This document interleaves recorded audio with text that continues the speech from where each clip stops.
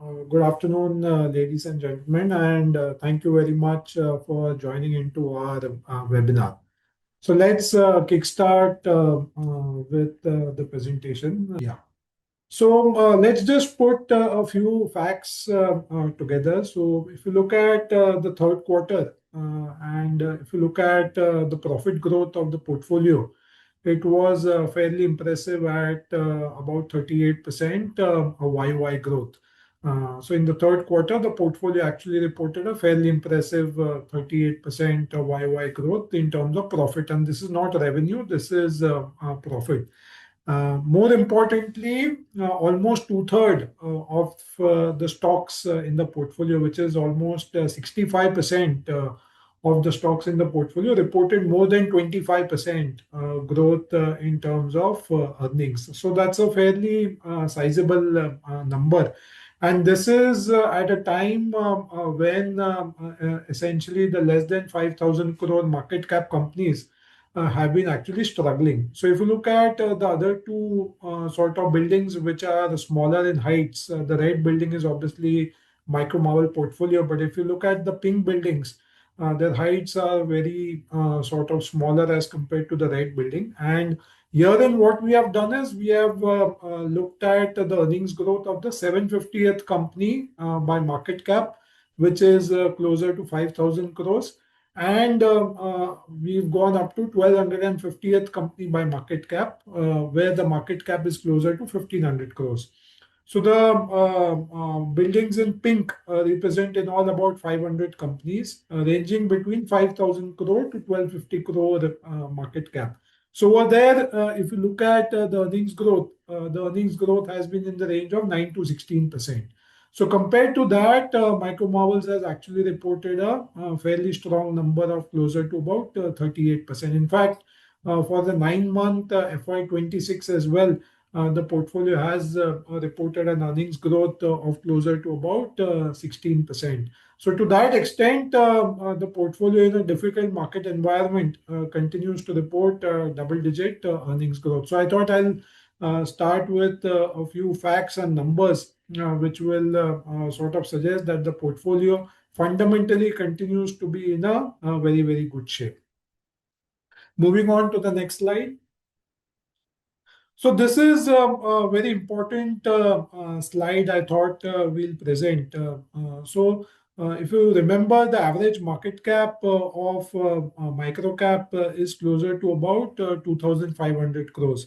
So as such, there is no comparison in terms of any underlying index as far as our Microcap portfolio is concerned. In fact, if you look at the average market cap of Microcap 250 index as well, it is closer to about 7,000 crores. So to that extent, what we did was that it's been about 6 quarters since the time we have launched Micro Marvels. So we have data across all the 6 quarters. And what we have done here is that we have basically compared 2,000 to 5,000 crore buckets. And what we have done here is that we have divided as such into a number of buckets. So if you look at the pink towers which are there, I mean, in most cases, the towers are going down because obviously the market has been in negative. So we have four different buckets: 1,000 to 2,000 crore, 2,000 crore to 3,000 crore, 3,000 to 4,000 crore, and 4,000 to 5,000 crores. So if you look at across 6 quarters, Micro Marvels has actually stayed resilient in 4 out of 6 quarters. So in 4 out of 6 quarters, the performance for Micro Marvels has been sort of far better as compared to the peer sets, which is the 1,000 to 5,000 crore market cap companies. If you look at only 2 quarters where it is Q4 FY25 and Q1 FY26, these are the only 2 quarters where obviously the performance has been slightly weaker compared to our peers. And that too, if you look at Q1 26, it is only weaker compared to 1,000 to 2,000 crore. So as such, the portfolio, when you compare to the respective peer sets, which is 1,000 to 5,000 crore market cap companies, has been fairly resilient in our respective market cap universe. And herein, as we had promised that this is essentially a 5-year kind of a product, here we don't mingle around with sort of buying large caps or mid caps or even small caps. So that is not the strategy. We will continue to remain put to our core philosophy that we will continue to remain micro cap in spirit, and hence we do not engage into sort of buying a large cap or small cap or mid cap just to protect the returns. I understand that there's a lot of pain in this category, but believe me, when the market turns, it will also be fairly rewarding. In fact, we need about 12 to 18 good months in a 5-year horizon to sort of deliver the returns which we want to deliver in a 5-year period. So this market cap segment will remain volatile, but believe me, it will be extremely rewarding when the tide turns. And the only reason why we believe that for micro marvels in particular it could be rewarding is because on the earnings growth side and the fundamental side, the strategy seems to be delivering. And obviously, we'll get into more numbers as we get into more slides. Moving on. Yeah, so if you look at the start for CY26 for the markets has been fairly sort of discouraging, given that the month of March saw a significant correction.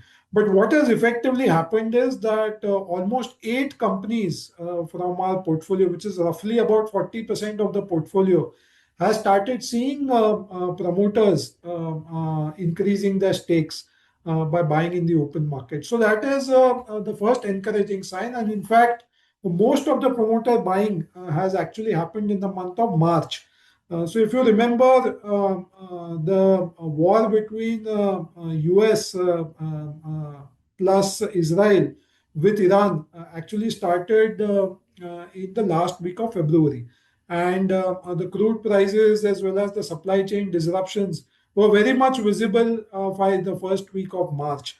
And the fact of the matter is that for a lot of these promoters who have been buying shares, obviously in the month of March, they have seen that their businesses have started getting impacted because of the supply chain bottlenecks as well as the escalation in crude prices. But despite that, they have been sort of buying in the open market, which suggests that the impact in the month of March may not be as trivial as is sort of being seen in terms of the stock prices. So, promoter buying is actually the first sign that at least the business seems to be sort of intact. And we believe that if the market doesn't correct, many of them may even sort of continue buying in the month of April, given that the disruption in terms of the business may not be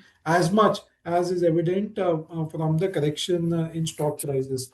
And alongside this, we have also sort of highlighted the average prices at which the promoters have been buying, and you can have a look by yourself that these most of these prices were in fact visible in the month of March and not in the months of January and February.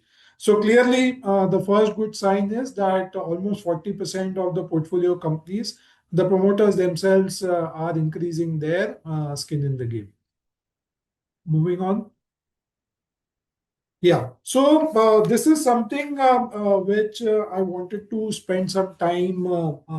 So when we are sort of interacting with a lot of MSMEs, what we are seeing is that especially in the month of March and in the third or the fourth week of March, there is a lot of stress which has started to become visible. And the higher stress is more with MSMEs which have leverage on their balance sheet. Now, what has happened is that typically MSMEs don't carry a lot of inventory because their balance sheets are sort of leveraged. So they would have about 15 to 25 days of inventory. Now, because the supply chain bottlenecks and the rise in crude prices started hitting them in the first week of March, obviously they could sail through for the first 2 3 weeks of March, given that they had inventory. But typically, as the fourth week of the month of March came through, there was visible stress which started to be seen within the MSME sector, and more so because the government has also cut the LNG allocation across industries. So that has also led to a lot of issues in terms of running production at optimum utilization. Now, when we are interacting with these MSMEs, what we understand is that even if the war were to end, maybe in the next 2 weeks, 3 weeks, 4 weeks, to ensure that the supply chain comes back to normalcy, will take at least one or maybe even 2 quarters. Because what effectively has happened is that a lot of these crude derivatives, which are essential raw materials across a lot of these MSMEs, are not being produced at the rate at which they were getting produced pre the conflict between US and Iran. So, to that extent, there is credible supply disruption which is visible. And given that the raw material prices on the other hand are rising, so obviously crude derivatives are linked to crude. And on an average, the raw material basket inflation is in the range of 7 to 10%. And if you combine it with energy, which is the power cost, it sort of nears to almost 10% increase in cost in the last 1 month. Now, an MSME which is sitting on a leveraged balance sheet obviously gets significantly impacted because of this sudden increase in inflation. So, when the inflation increases gradually, then the impact is not material. But when the increase in inflation is very sudden, then obviously the impact becomes fairly sizable, because it doesn't allow you enough time to sort of arrange alternative resources. Similar trends we had seen during COVID, because during COVID as well, a lot of supply chain disruptions happened because transportation and logistics were sort of very, very challenging.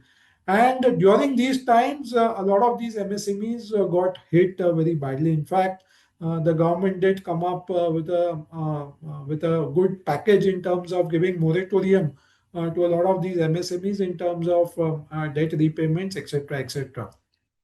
But interestingly, what happened during these times is that the market leaders actually did extremely well. So what we did over here is that we basically looked at our portfolio companies and what performance was there during post-COVID is what we again looked at. And you can see it on the screen that almost majority of the companies in our portfolio reported extremely strong revenue growth as well as EBITDA growth during FY20 to FY22 period.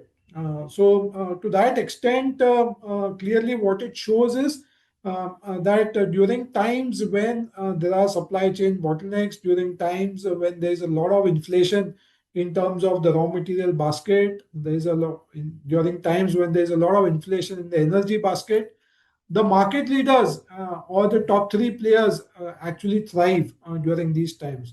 Remember, our portfolio is hardly leveraged, so the net debt to equity is just 0.3. So there is enough working capital lines available with these companies to sort of source raw material, even though it is at a higher price. At least have the money power to source that raw material. So even if the raw material price is available at a higher price, I have enough balance sheet strength to source that raw material. And during these times, if you are able to provide supplies, you are actually a winner. Because what happens is that whilst there is a concern that there could be some demand slowdown because of the increasing inflation, the bigger concern is on supply, whether there is enough supply available. What it means is that companies which are able to sort of supply during these times will get pricing power as well.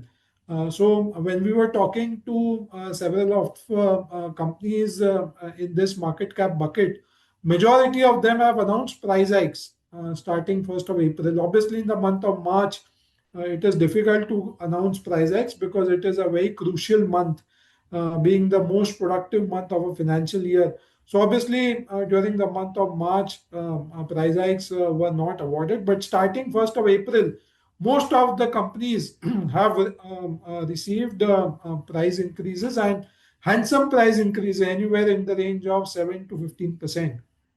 So typically, in such a market environment, if a company is able to supply, then price increase is not a challenge, because what happens is that there is so much supply disruption that availability of goods is actually like a gold mine. So to that extent, companies which are able to sort of produce during these challenging times will actually make fairly strong revenue growth, and also very strong EBITDA margins, because you will get a lot of benefits in terms of operating leverage. And you can see on the third column that most of our portfolio companies, in fact, two-thirds of the portfolio companies are top three players in their respective sectors. And the last column obviously is that if you do well in terms of revenue and EBITDA, you also get rewarded. If you look at COVID times, March 20 was the bottom of the market, and then obviously there was a big bull run which came. So obviously these companies also got advantage of a raging bull run. And a lot of indications are there that if the war ends, then there could be a start of a bull run as well. So to that extent, what we are sort of focusing on is just fundamentals. And I thought that during COVID, what kind of fundamental performance these companies did, I'll highlight to you, because these times are very similar to COVID in terms of supply chain bottlenecks. I'm not saying that the intensity will continue to the extent it continued in COVID, but as of now, as we sit, these are dire times. There's a lot of challenge in terms of availability of raw material, as well as a lot of inflation in terms of raw material and energy basket. So during these times, typically your market leaders will thrive, and you can see a big change in terms of pattern in terms of stock prices in the last 10 days. You are seeing very strong market leaders sort of not correcting to the extent they were correcting earlier, and I think it's time to again bet on market leaders, at least assuming that the supply chain bottlenecks will continue for 2 quarters. And that is on the base case that the war ends in the next 2, 3 weeks. In fact, if the war continues longer, then obviously the entire FY27 can see market leaders are doing extremely well. Moving on. Also, I thought that it's important to highlight that during this period, whether our portfolio companies have got strengthened or no.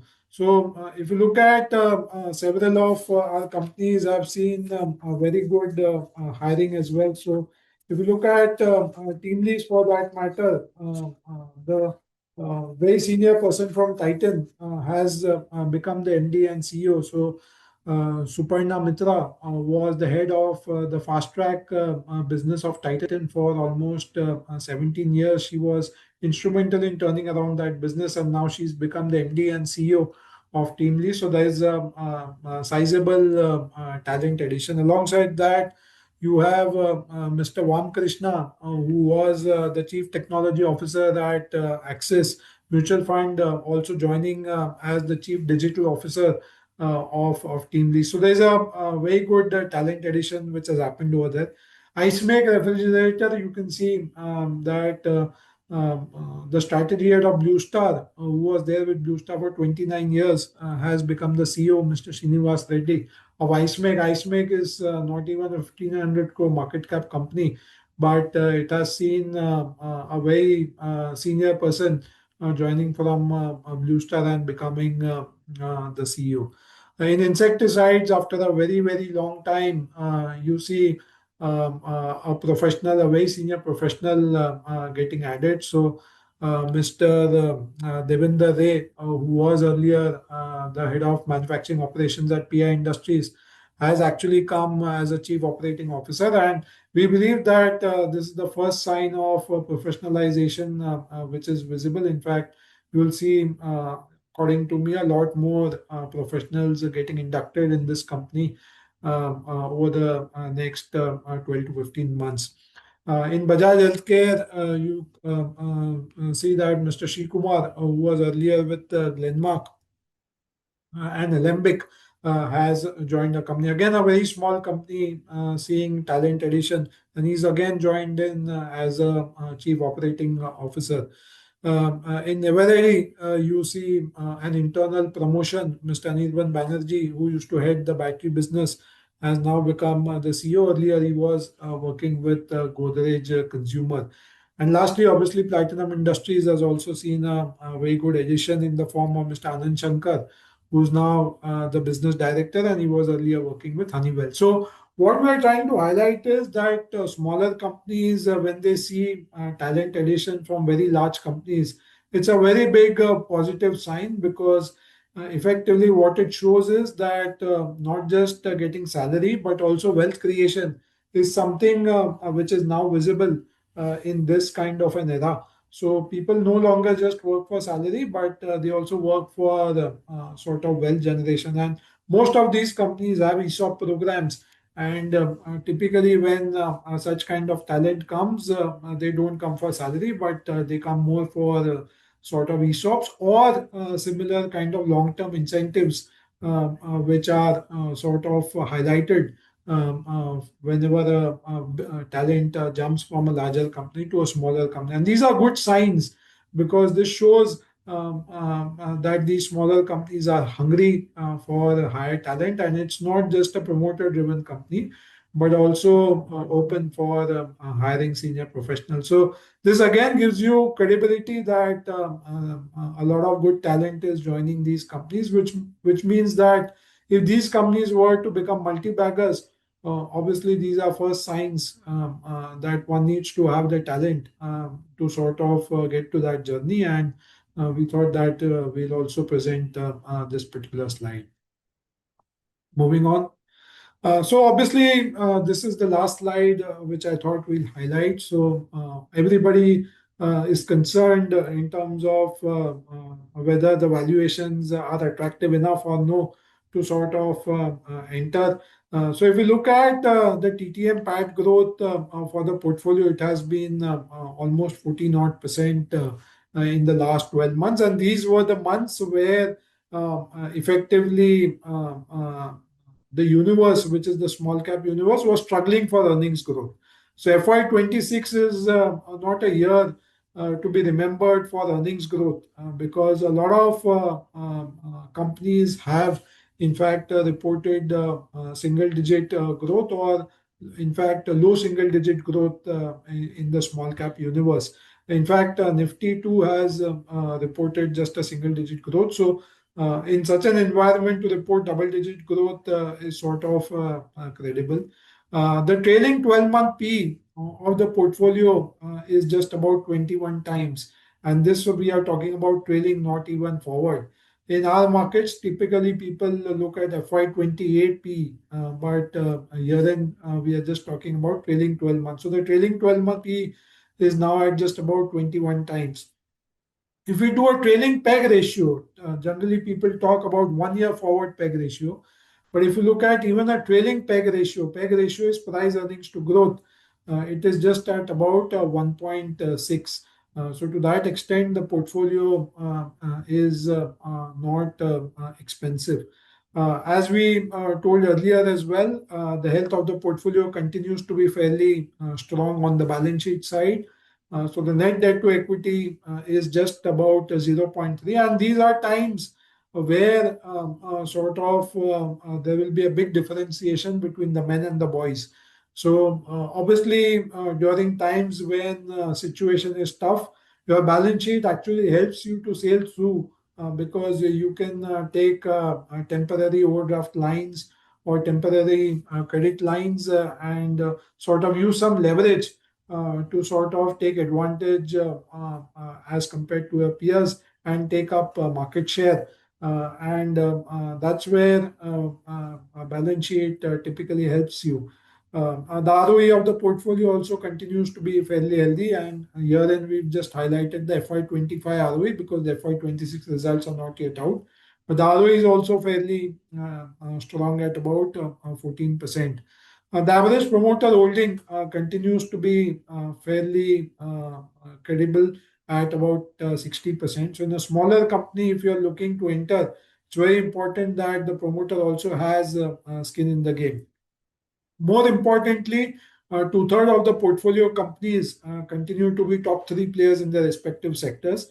And obviously, we've discussed a lot in terms of what is the advantage of being a top three player because during tough times, typically is the top three which will sort of do significantly better versus the peer sets.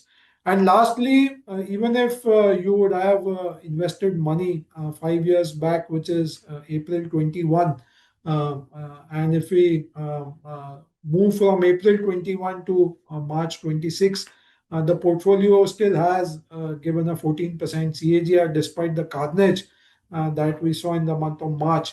So just wanted to reiterate that it's not that the portfolio doesn't bounce back.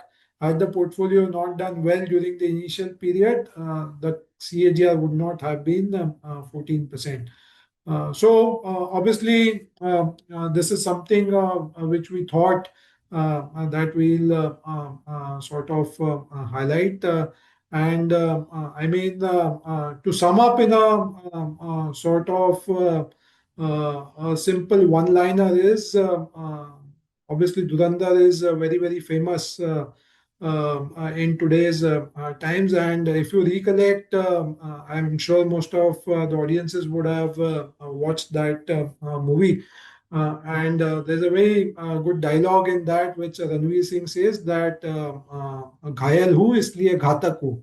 So obviously, the portfolio is ghayal, which you can see in the last 18 months. But it's very important that you stay this tight and more so do top-ups because the same portfolio can become ghatak in the terms of making more and more money. And to that extent, it's important to be present when the portfolio transitions from being a ghayal to a ghatak. So I think these are times which are sort of very testing, and it's important to sort of take decisions in terms of allocations because when the recovery comes, you will not even realize that the portfolio has recovered. So I thought I'll end up on a fairly Bollywood note because everybody loves that movie, and I'm sure most of you guys would have looked at it as well.